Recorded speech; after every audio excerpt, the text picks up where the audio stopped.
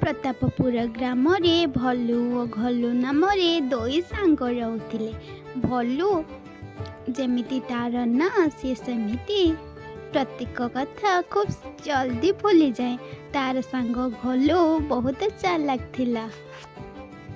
भोलार बाहागर बयस हेबा परे ता माँ सोमा तार बाहागर कराई दिए।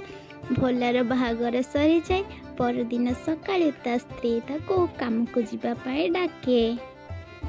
ए सुनुच उठ उठ काम को जीवा परे बहुत देरी होई गलानी। भोला एमिति पाटी सुनी धड़पड़ करे उठी पड़े।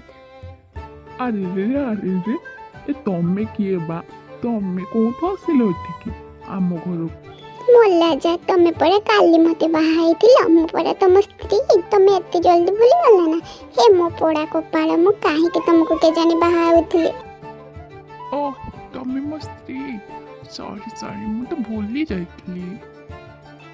भोला जल्दी जल्दी उठी काम करियो पाए बिल को बाहरी गला। मु बिल को काम करिया पई जाउची मु बिल को काम करिया पई जाउची मु बिल को काम करिया पई जाउची। भोला काम को जाउची बोली भूली जीव बोली बिल को जाउची पार्टी करे रास्ता रे जाउ थाए। यहा देखी सेठ भोलार मजा लुटिबा पाई भोला को डाक। अरे भोला तू कुआड़े जाउछु? ला सेठ रो कथा सुनी पूरा भूली जाए से कुआड़े जाउची बोली।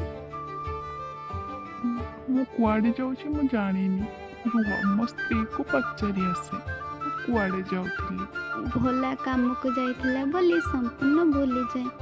वो पुणी से घर को फेरे वो ता स्त्री को डाकी पचारे से कुआड़े जाइथिला। अरे मो स्त्री मु कुआड़े जाइथिली। भोलार स्त्री बहुत रागी जाए वो कुहे मो फटा कपाळ तुम भली एक बोका लोकन को बाहाइली। हे भगवान कहीं तुम कपाळ तो फाटिनी एमिति मिछ कहउछ कहीं की भाग्यवान। अरे तुम बिल को जल्दी बाहर जाओ तुमको किसी कहबाटा ही मोर भूल।